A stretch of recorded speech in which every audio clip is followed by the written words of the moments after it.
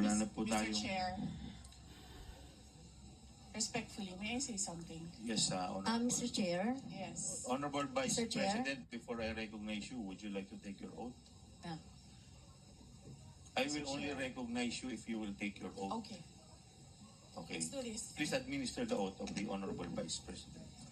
Your Honor, please raise your right hand. Do you swear to tell the truth, the whole truth, and nothing but the truth in this inquiry, so help you God? The oath has been administered, Your Honors. Thank you. I will recognize you now, Okay. Honorable Vice President. Yes.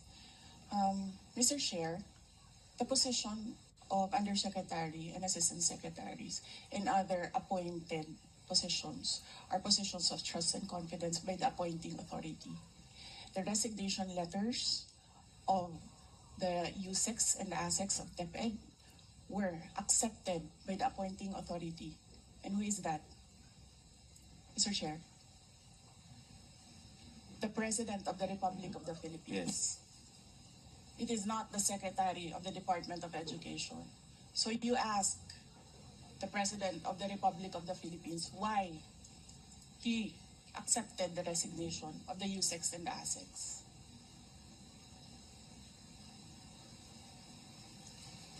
What is the point, Honorable Vice President? Ang sinasabi ko sa inyo, bakit nyo kine-question ang due process? Tanungin nyo ang appointing authority, bakit niya tinanggap ang resignation letter?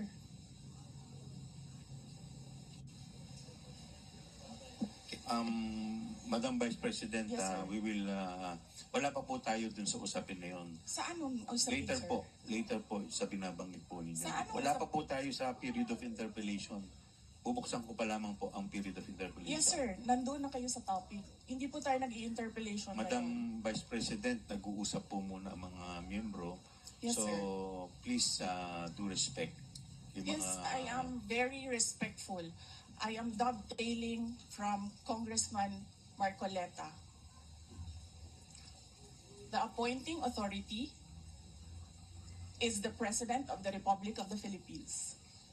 Why are you questioning due process in a discussion of resignation of USEX and ASEX? Wala pa pong nagtatanong about that, Madam Vice President. Sir, kinontempt nyo Madam- na, sir, dinetain nyo na yung tao for due process.